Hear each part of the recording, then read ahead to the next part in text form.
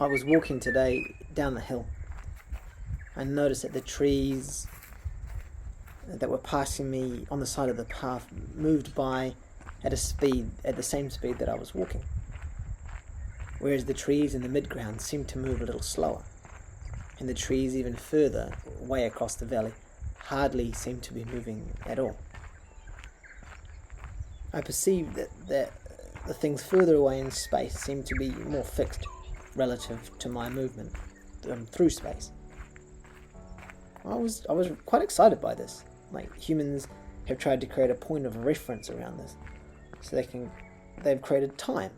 They've created like a clock, like the time it takes to move through space or space time.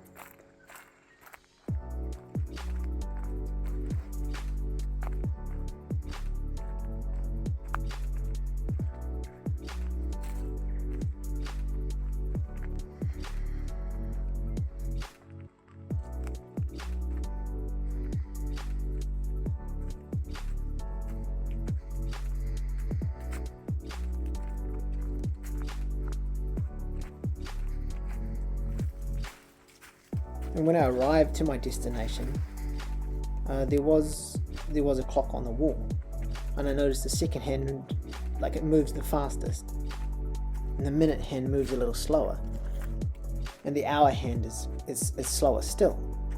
So from my immediate position in time, the second hand is closest away from where I am, and the minute hand is slightly further away from where I am in time, and the hour hand is further still. So just like the distances moving slower and faster from where I walk, time actually, as a point of reference from where I am now, is perceived as slower or faster. When I'm deep in meditation and I become closer to stillness in my mind, I feel more connected to living in the observable moment. I sometimes notice, by seeing the clock on the wall, that the second hand actually slows down. That time kind of skips a beat.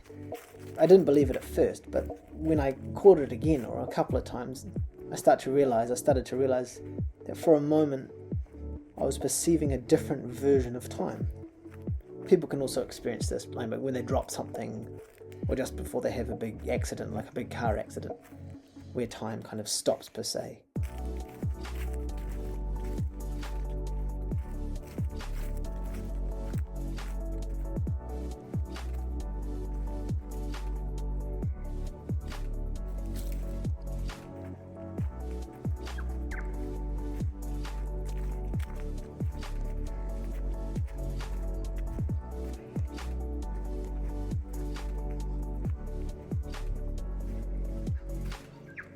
So we can move the time slowly and slow the experience down, and we can hypothetically return to this state of awareness, which can benefit all beings because time won't move as fast. Imagine being stabbed, but in really slow motion. It wouldn't hurt because the knife would only be killing a few cells every day. And as I get closer to reaching that still moment, there's a massive state of bliss.